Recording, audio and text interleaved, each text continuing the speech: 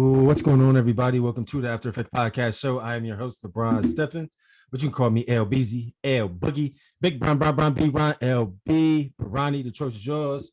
Welcome to episode 79. We have a very special guest, David Lighty, a Cleveland legend, is on the show today. Cleveland native, starred at Villa Angela St. Joe High School, where he was an all-state performer, chose to play basketball at the Ohio State University, was a part of that illustrious Final Four team his freshman year. Held the career games played in Division I men's basketball record at 157 games until it was broken recently by Jordan Bohannon at Iowa last year. Now he is in his 11th or 12th year in the Euro League, playing in French. He's I believe, 4-time French tournament champ, et cetera, et cetera. So he's still playing. I think he's in his 12th season. I just sent him the link.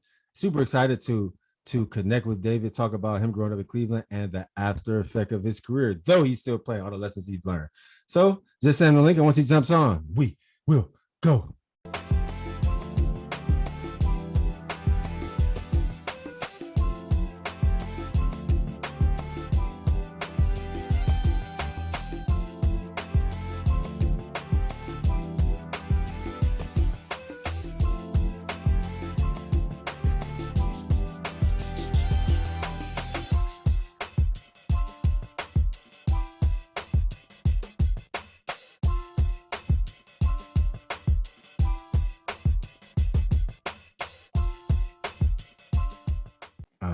What's going on, man? How are you?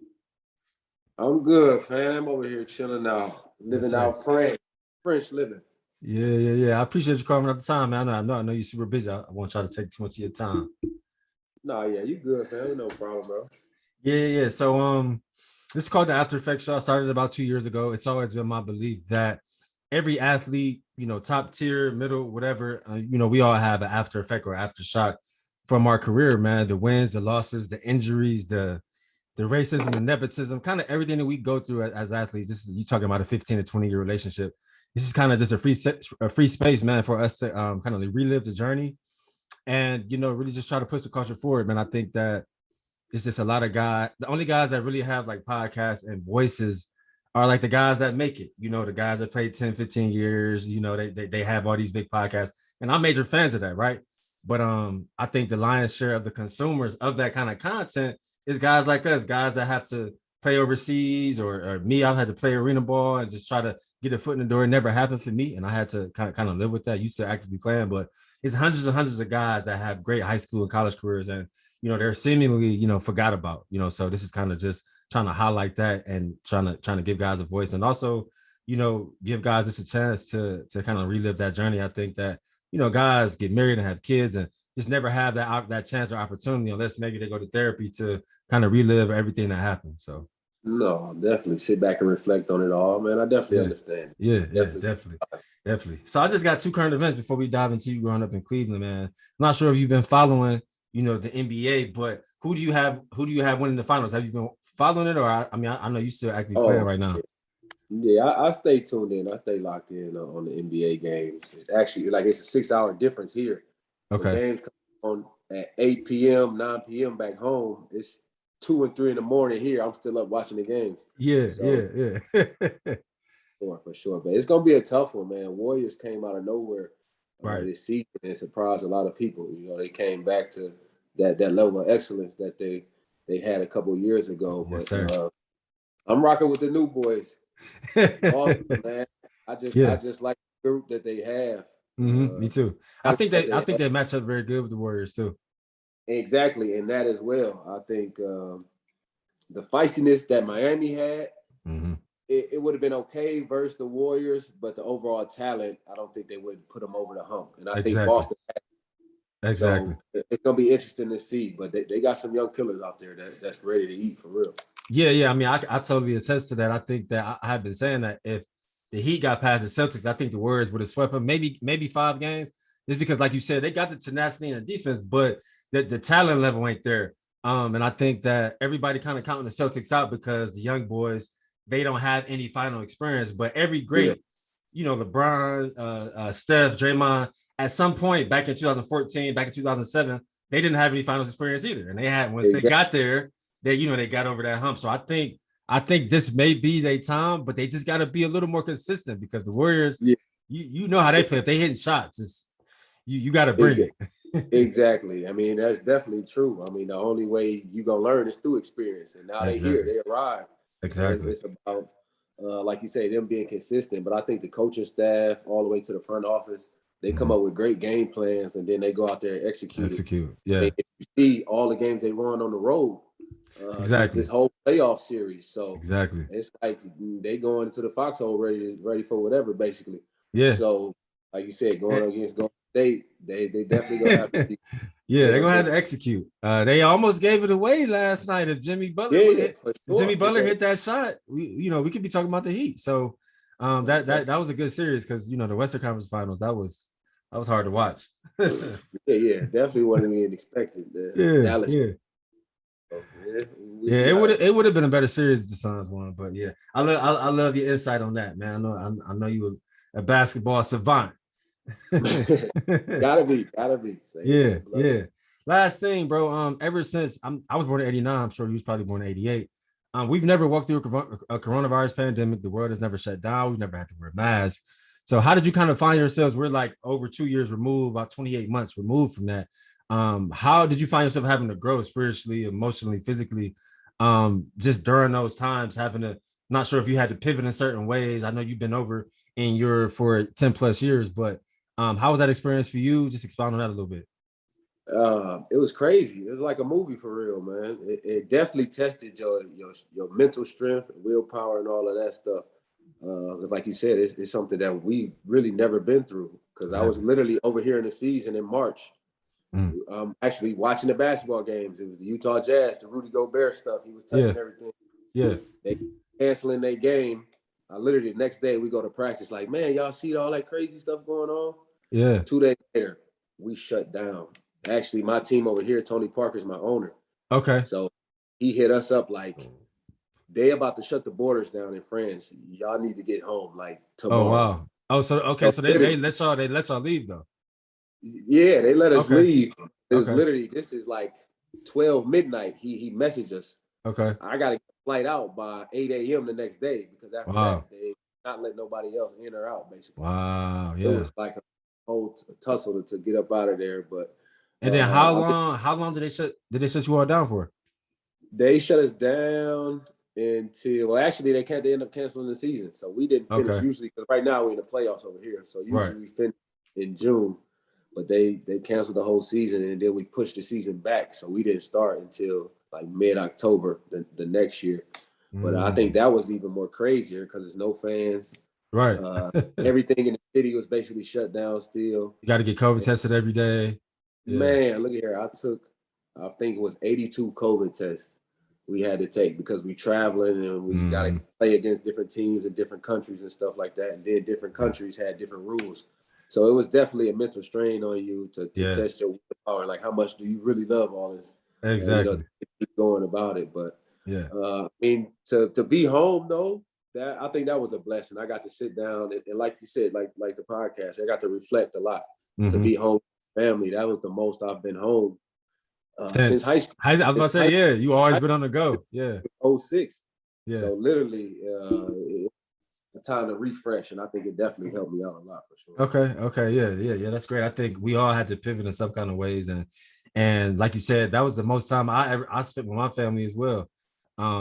Probably since high school. Because I've always, even after college, I've always lived somewhere else.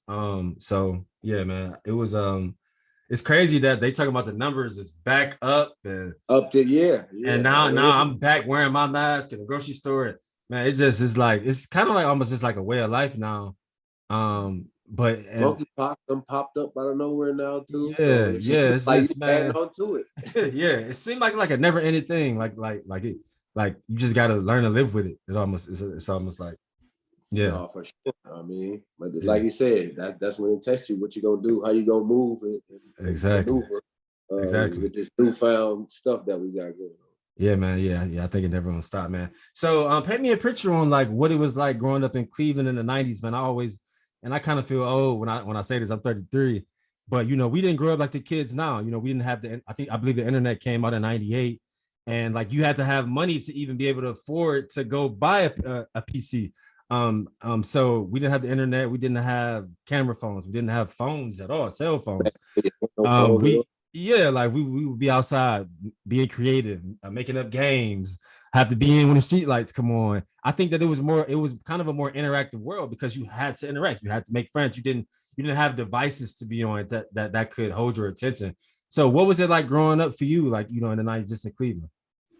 I mean, it's just like you said, it was just us being creative as kids. Yeah. Like my son now, he was using an iPad when he was 2 years old, 3 years old. Like we didn't have none of that. Like you said, it was like my people's made me go outside. You go outside and play, have fun. Right. Like right. Yeah, we playing curveball, we playing Dino Man, stuff like that. Trying to figure out ways that we can sneak around the corner, not get caught, and come back real quick or something like that. Yeah, hide and seek, any bounce. Yeah, exactly. Oh, any bounce, man. You just took it back, man. I ain't played any bounce in so long.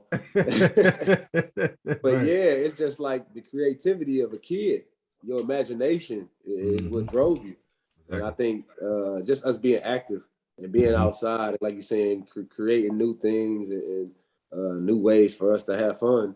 Exactly. Was the thing. Literally, it was the thing. What was y'all gonna figure out for that day? What was the adventure for the day? Yeah. And I think that's definitely something new that they don't have anymore. Exactly. In this day and age. Yeah. They want to stay inside and stay on the iPad or stay on the video game. I was about to say, yeah. At this point, like, I don't look down on that because now gamers are making millions of dollars and getting deals and all these kind of things. So if you really good at it, like, you can make money with yourself. You can make it a career. Exactly. So it's the whole perspective on it. I mean, it's always going to be growth. It's always going to be evolution. Things are always going to change. And always. Even like when we was young, our whole heads talking about, y'all young boys, y'all don't know this and that. Right. Now we the old heads. That cycle just going. I mean, that's just how it is. Yeah. So you're going to adapt to it, basically. Exactly. And keep with the trends and what's going on. Exactly. And, recreate yourself or stay fresh in what's going on that's new. Oh yeah, facts, man. So what middle school did you go to before you went to St. Joe's? Oh man, I was St. Aloysius. I went to Preston King. Okay. And then I went to St. Louis. Okay. I grew up in EC, so all my people went to Chambers. Okay. Mayfair, or something like Mayfair. I mean, so I would have went to Shaw or either Glenville, Shaw or Glenville. Again, okay.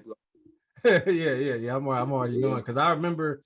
Like I went to Whitney Young, so like we used to play like Patrick Henry, Harry Davis, all those schools, around Central, all around in that area.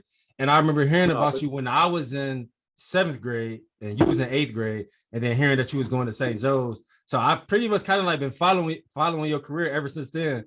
Because like if you remember in Cleveland public schools in middle school, they didn't have any football teams. Yeah, so everybody. Uni league. Yeah. So all I could do, and I couldn't play mini league. I was too big. So I would play soccer middle school, basketball in the winter. I mean, soccer in the fall, basketball in the winter, and then track in the spring just to like stay fast. So when I got to 9th grade, I could play football.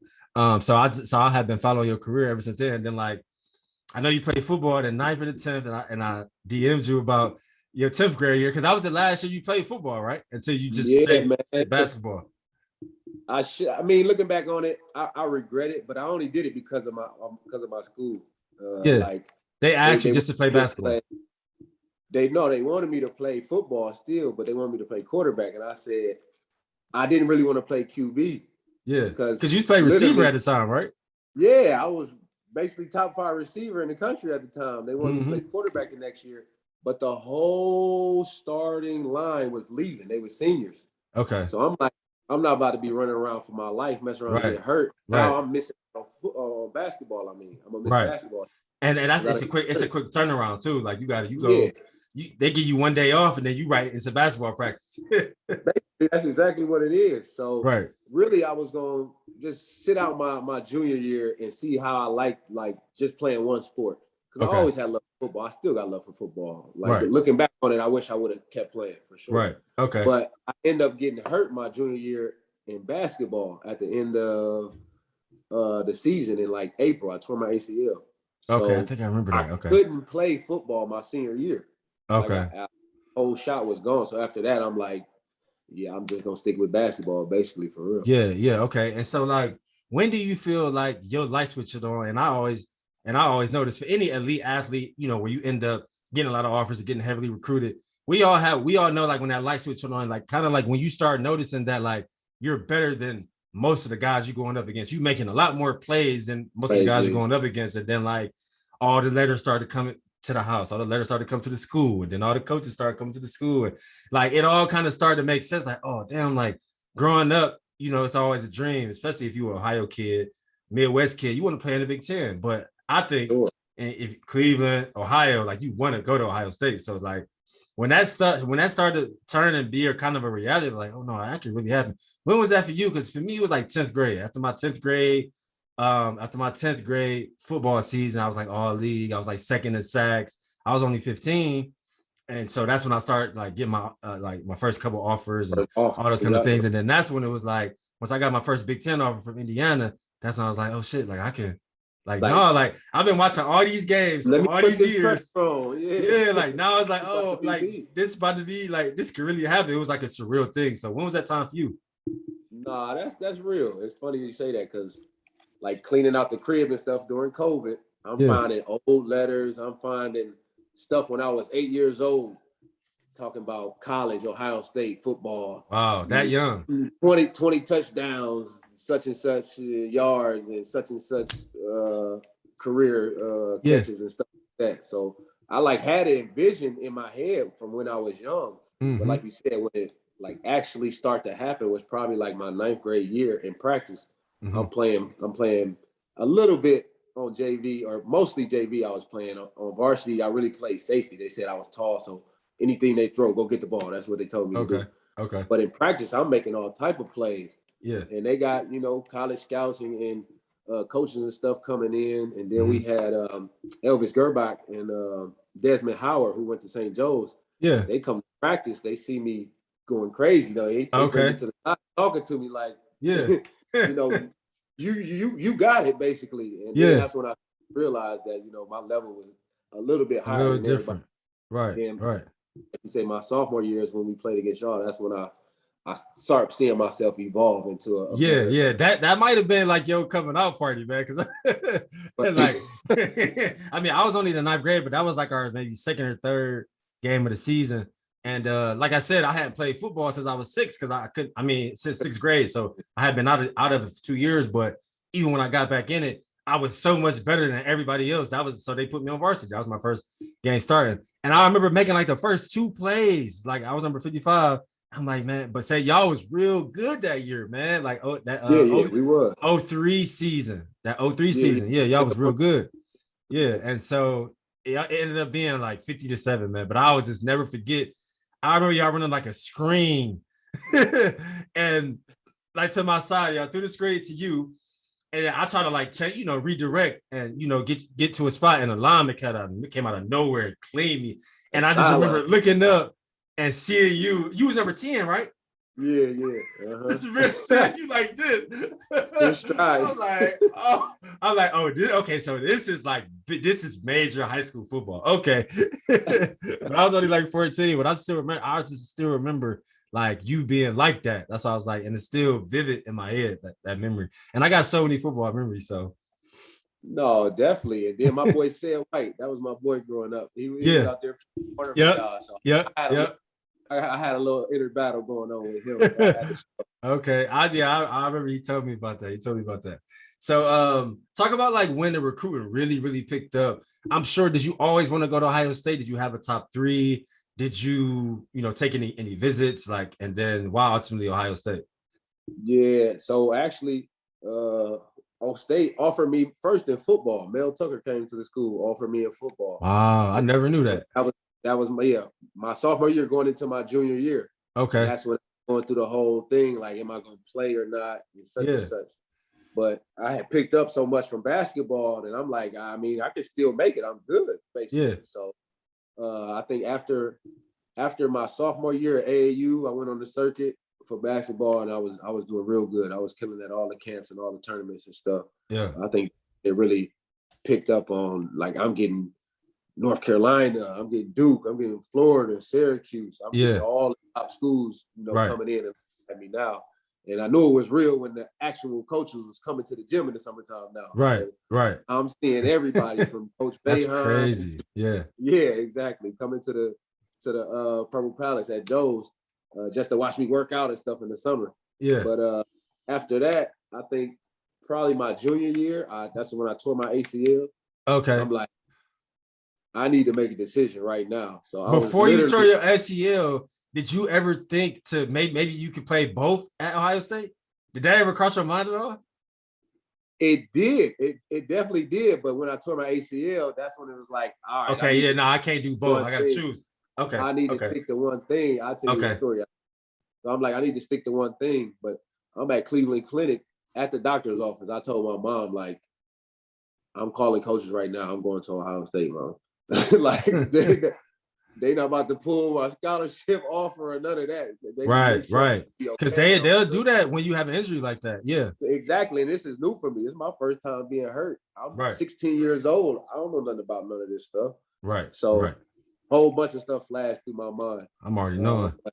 I had Ohio State, Syracuse, Michigan State, Florida, and Arizona. Those were my top 5. I took visits to 3 of them.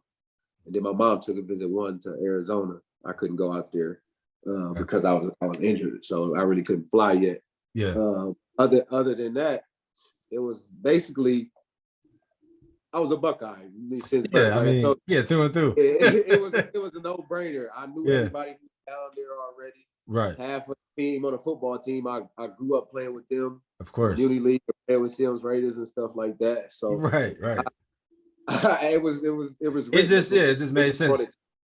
It seemed like that was a great year, man, because you went for basketball and then you had Ray Small, Brian Browning, Rob Rose all went for football. Thaddeus Gibson from Euclid went for football. It was so many of y'all, man. So yeah, I mean, I wanted to go to Ohio State so bad, man. Tressel came to the house, but like my class, because I was 07, y'all was 06, and 06 class with Thaddeus Gibson, they signed like 6 or 7 linebackers because that's when AJ Hawk and all those guys was leaving. So they signed a bunch of linebackers. So my 07 class, they only offered 2 linebackers in the entire country, like because they didn't need any. Yeah, they already was they offered Jamel Hines, obviously, who I played with at the Ville. Then they offered Brian Rowe, the guy from Florida, and they told my parents like, hey, if Brian Rowe goes to Florida, because Florida had just played Ohio State national championship, and Florida like whooped them. That's when Ted took the kick return back first play, broke his ankle. Then they didn't score again. They won like 40-7.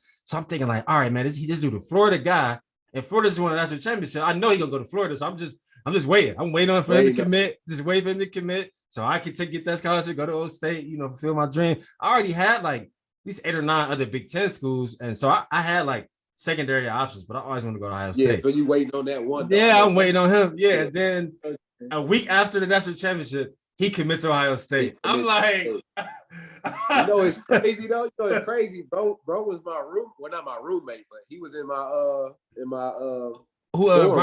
Brian Rowe. Yeah. It's him, funny. Beanie, all of them. Yeah. I be talking to Mill now, man, and Mill always be like every time. Him and Brian Rowe ended up being real cool, but he like every time he see him, like he think about me because he was there with me. I'm like, man, I'm about to come with you. As soon as this dude go to Florida, I'm like, it's gonna be us. Like, and then he ended up going. So it just was a crazy. It's crazy how it all worked out. You know what I'm saying? But yeah. So like, it's definitely, but for me too, I almost end up playing because Tressel still wanted me to play. So like you said, freshman year. They went to national championship. He like, I don't even got to do that much. We got a lot of spots over. You can just come to practice, see how you like it, this and that. Yeah. Then my coach for basketball, Coach Mata, he like, we got the #1 recruiting class in basketball. We got Greg Oden, Mike Conley, Daquan Cook, myself, who came in. He like, nah, we got a big project going on over here. Yeah, he wasn't trying to hear that. Going over there and get hurt again. Yeah, so he basically kind of like X'd that out. Okay. We ended up going to national championship too. Your freshman year. Yeah. Y'all went to the Final Four your freshman year, right? Yeah, lost to Florida. That whole 06, 07, 08, it was crazy because Ohio State and Florida was so good in both sports, In football both and sports. basketball. Like, so you know what I mean? So man, that was a good time, man. That was like my next segue. How was your transition from, you know, St. Joe's to Ohio State? And like, obviously you didn't redshirt, like you immediately got playing time. Like, and you know, you go from what, maybe a sold out gym and maybe 5,000 in Northeast Ohio to I can't remember how much y'all's home center holds, but like it's 20,000 in there. 20,000 on all your games on ESPN, CBS. Like, what was that transition like? Did you kind of relish in those moments and knew you were ready, or like did you kind of just, was it like a gradual? You still only 18, so it was like, was it like a gradual thing? I think it was a little bit gradual, but I think the team that we had seen a lot. We had played a lot of versus basically all those guys already. Like growing up AAU circuit, you going all across the country playing everybody. So you see the best teams and the best players. Right.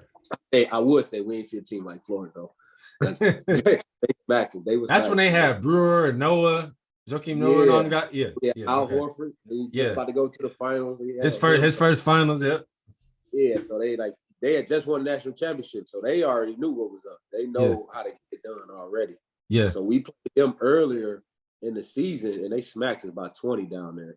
Like we that's when we like realized that it's another level. Like we good, but it's a whole nother level that we got to get to. Right. I think we went on a run of like 15 or 18 games, and we went right to the national championship and played them again, but unfortunately we lost. But it was definitely a process, you know, coming from high school and then just getting acclimated to the whole schedule, you know, really on my own. I really gotta wake up on my own, get here on time. Time management, table. Yeah, exactly. Trying to, you know, party a little bit still too. Social life. Get extra stuff in. And that's why I love highlighting that transition, because I think like a lot of fans or people that really don't understand that daily grind, it's like when you're a college collegiate athlete at the Division I level, it's a over full-time job. Like it's more than a full-time job. And you really have to iron out and time manage your day, because you up at 5 a.m. You probably got workouts at 5:30. You got to get your workout in 90 minutes. Then you got to go grab some breakfast. Then your classes probably start at 8. You got to get your classes in. Yeah, you got to get your classes in. Then you may have a tutor. You got to take a meeting with one of your academic advisors. Okay, now it's noon. Go grab lunch. You still got classes. And then don't be hurt. Don't have some kind of like injury or nick. You got to go get treatment. You got to be over there super early. Then you got don't meetings. Miss, because they mad if you miss. Yeah. It's a consequence. Yeah, then you got meetings, and then you got practice, and then you got training table, then you got study hall. You got to do your homework, prepare for tests. Before you know this, 10 p.m. and you do that same thing the very next day. And it's a continuous thing for 4 to 5 years. And people just don't understand what kind of mindset you have to stay locked in, you know, when you on that kind of level, man. So that's why I love highlighting that. No, definitely. They only see the game day. Oh, he had 20 these catches, this, such and such. They definitely don't see what all went into it, though. Exactly. But like you said, the cycle of day by day, week by week, month by month, it turns you into a machine for real. And I mean, it's not good for everybody. I mean, it's not. You can see some people separate from others because they understood, you know, how to get it done still. Exactly. No, absolutely. Like it definitely makes you a machine. And I think that it allows you to have more of like a regimen when you do like stop playing or you go into the real world, just having your regular life. It's easy kind of for you to structure a day because you know you've been on like this kind of structure, you know, all this time. So yeah, definitely. Right, pretty much your whole life. So what would you say, like, what were some moments, what were some of the biggest or your fondest moments at Ohio State during your career? Like just off the top of your head, when I ask that question, what immediately like comes to mind? Immediately comes to mind, oh man, it's a lot, really. I'd say national championship, of course, going to the national championship. Yeah, but you say that, my boy Dallas Lauderdale, he was the Solon. He went down. Oh yeah, I played against him a couple times. He sent me some videos from back when we was in college the other day. So just the camaraderie, the family type atmosphere that you had with your boys and your teammates and stuff, going out, chilling, bus rides, trips like that. Those just memories that go with you forever. But you got games and situations that you always gonna remember. Right. And it's little jokes inside the game. But man, what was you thinking you was doing this? Or you got dunked on and this right. and that. Right. It's like trips to New York that we had playing in the Garden. When I won 3 Big Ten championships. Wow. So that I got the most wins at Ohio State. Yeah. I read that your record just got broken, but you had the record all this time, 157 career games played in Division I. NCAA. I still got the record at Ohio State, so I had the NCAA. Yeah. Games. And then a guy from my alma mater, Jordan Bohannon, just broke it. Yeah. Hey, we gotta put that COVID asterisk on there though, bro. He played like 7. Right. Cool. No, he did though. Yeah, like it seemed like I know he played at least like 6 years, something crazy like that. I think it was 6. Officially. Yeah, he got like a medical red shirt and all these. Like, he kept coming back. They call it the COVID years. They calling it. Yeah. So that's all super impressive, man. So you came out. It was the 2011 NBA draft. Yep, 2011. Okay. So like just paint me a picture on that process. Like what kind of like what were you hearing? Did you kind of know that you would go undrafted? And then like what was draft night like going undrafted and just having to figure that out? Because I think that's what gets lost in translation. Like, for sure. Like people forget that you have to live through these moments of going undrafted and figuring out your next action step. Like, like how you work your way up to the league or how you got to go play in these different leagues. Like, so kind of like explain how that was for you. No, for sure. And it's way more players who don't get drafted that are drafted. Especially in basketball. You only got 2 rounds. 60 spots, literally. It's 60 spots. All it is. And you got thousands of players trying to fight for those spots. But for me, man, looking back on the situation, it was just bad timing, I would say, for me. I got 16 NBA workouts. It's 30 teams. I worked out for 16 teams. So more than half the league. And so I was working out from April and up until mid-June, June 25th or 24th, I think the draft was. So I was working out down in Atlanta and then flying out to different cities to the teams and doing a little training camp workout stuff. But from what I was getting and what my agent was telling me, I was going to go second round. I was going to get drafted. That's what everybody had me on the draft board. Even on draft night, I was the best available in the second round. And it just didn't happen. Literally, draft morning, Detroit called me in. I flew up to Detroit. I had a workout. I did great. I killed it. I get called into the office. I'll never forget this in my life. Joe Dumars looked me in my eyes and told me I think it was the 33rd pick, because Cleveland had 32 and I wanted to come to Cleveland. Of course. At the 33rd pick, I'm going to pick you if you're there. He said, like, I usually don't do this, but if you're there, available. Wow. Joe Dumars, a Detroit Pistons legend, told you that. Look at here, man. Eyes to eyes. I still got the anger in my eyes. Man, I gave that man crazy. A hug. I left. I go to the airport. This is the day of the draft, bro. This is the day of the draft. The draft. I go to the airport, bro. I call my middle school coaches, of course, my college coaches. It's happening. It's happening. It's going down. Thank you. Thank you for letting me be me and getting me to this point and helping me fulfill my dream. Yeah. Oh, fam, the draft come around. First round going, like you chilling because you kind of know. Okay. But some stuff happened in the first round that ended up changing everything. They was drafting players who was overseas. So they basically end up bumping players up and up and up. And there was a lockout here. So that was the problem. That's why they drafted those players, they were saying. It was a lockout year. So the NBA, they normally would have had summer league right after the draft. Right. Basketball didn't start again until December because of the lockout. Oh, okay. So, I remember that. So players got bumped up. Joe Dumars texted me, 33rd pick come around. Of course, I'm like, it's my time. It's almost time. Right. It didn't happen. They picked Kyle Singler from Duke University. I remember him. I'm like, what? All right. I get a text on my phone. Joe Dumars like, some things happened. Guys got bumped up. We didn't think that they would be around still, or they wasn't supposed to be around still. But we still want you, such and such, and this and that. But the crazy part is I could have got drafted still, but it wouldn't have been a good situation for me.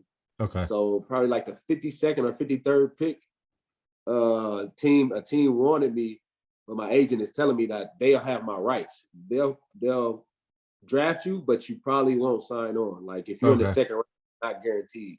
You got to make the team. And they had already 2 or 3 people in my spot. So it's like, if I'm a free agent, I can choose which team I'm going to go to and have a better chance. Okay, I got you. Basically told them, no, we gonna see what happens in free agency. Okay. And that was the spill on that one. That's what happened. But then after the draft, I went to Atlanta. I did great at the workout. They said they wanted me, but I had to make a decision since it was a lockout. Do I go overseas or do I stay and see what happens if they're gonna play basketball? And then I chose to go overseas, Italy, my first year, get the guarantee, basically. Right. And then for the last 11 years, you've kind of stayed overseas. So like for those first couple of years in the off season, would you come back and try to like do workouts for NBA teams, or like did you kind of just like settle in, to the overseas career? I did summer league probably 4 years. I did probably my second year after, actually the next year. But this is going back to me being young and not knowing what's going on. My second year, I did summer league with the Phoenix Suns. PJ Tucker. We just see PJ Tucker playing. Yep. He was overseas as well. He just came back. So he's in summer league with me. Yeah. They ended up signing. He did like 7 years overseas, 8 years overseas, right? Yeah, he did a lot of years overseas. So like he did 2 years in the NBA, then like 6 or 7 years overseas, and then came back. So this was his first year back. Yeah. We both played for Phoenix in the summer league. They end up signing him. And then they're telling me basically, like, if you stay, you got a pretty good chance to make it. But my whole thing was like, all right, then guarantee me some money, basically, because that's my whole thing. Just making sure that I'm all right to feed my family, basically. Yeah. They asking you to stay for training camp. Yeah. But it's not a guarantee that I'm gonna make it. But they kind of like hinting and telling me, and they don't pay you anything up front for a training camp? No, you don't get nothing. I didn't know that. Okay. You don't get nothing up front for training camp. Exactly. Only if they signed you, when they signed PJ. So he was good. He was straight. Okay. But so me, I end up signing over in France, and another guy who was on the summer league, he stayed. They end up signing him, Deontay Garrett. So it's like that split decision or that split of the change. It's crazy how something don't go your way, it changes everything. But after that, it was like, I'm making good money. I'm still getting guaranteed money here. I'm playing basketball, so it's like playing pro ball, man. Having a long career. Yeah. I was talking to Jawad. I had Jawad Williams on here like sometime last year. And he was talking about that because he started overseas and then he came play for the Cavs for a couple years, and now he's still playing overseas. This is like year 18 or 19 for him. Yeah, I'm like he's a real big OG over here. Yeah. And he like, man, I just like he always put it in his mind that he wanted to play 20 years. So he always thought it was funny that LeBron ended entering his 20th year, and I think he about to enter his like 20th or 19. Yeah, and he just was like, man. Yeah, he just like I always knew I always wanted to play 20 years, and kind of he was saying like once you accept that you still playing pro ball and you still getting paid nice and you still able to take care of your family, it don't really get you down that you didn't have this long career in the NBA, because it's still like we all still from Cleveland, like we weren't supposed to be here anyway.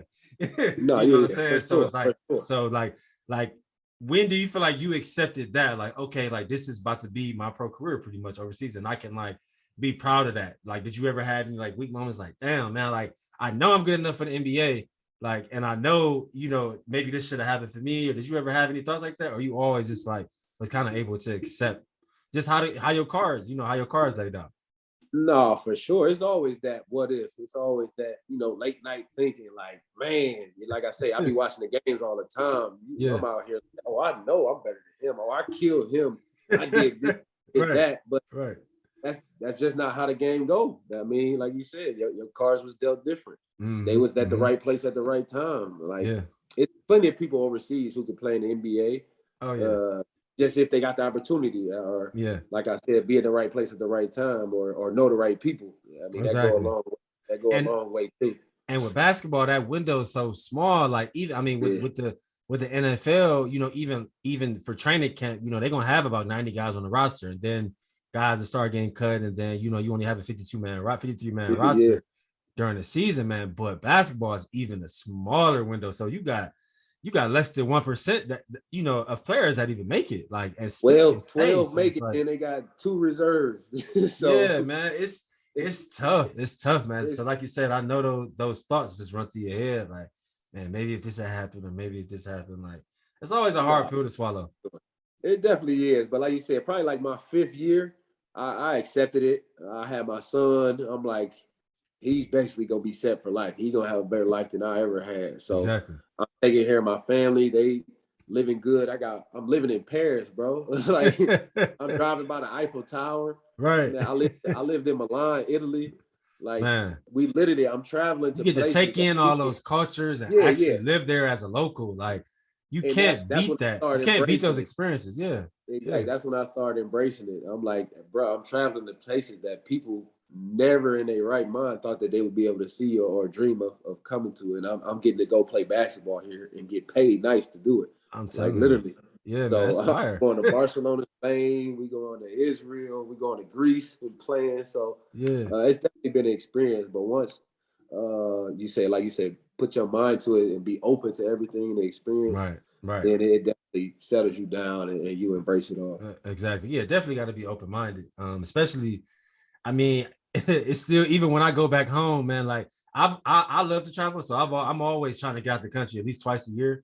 Because I've always kind of had that open mind. But every time I go home for like the holidays or something like that, you still see, even at our age, you still see those closed-minded guys that like they cool with just going to Miami. They don't want to go out the country. They don't want to see another culture. They don't want to learn another language. They don't like, everyone kind of looks at the world different ways, man. So like, yeah, for sure. But it's like visiting and actually seeing it doesn't do it justice as the reading about it or seeing it on IG and stuff like that. You got to actually be in it to experience it, like you said. So no, that's facts. So I a lot of different stuff on how people live and how different stuff is around the world. Yeah, absolutely, man. So 4-time French League champion, 2-time French League Finals MVP.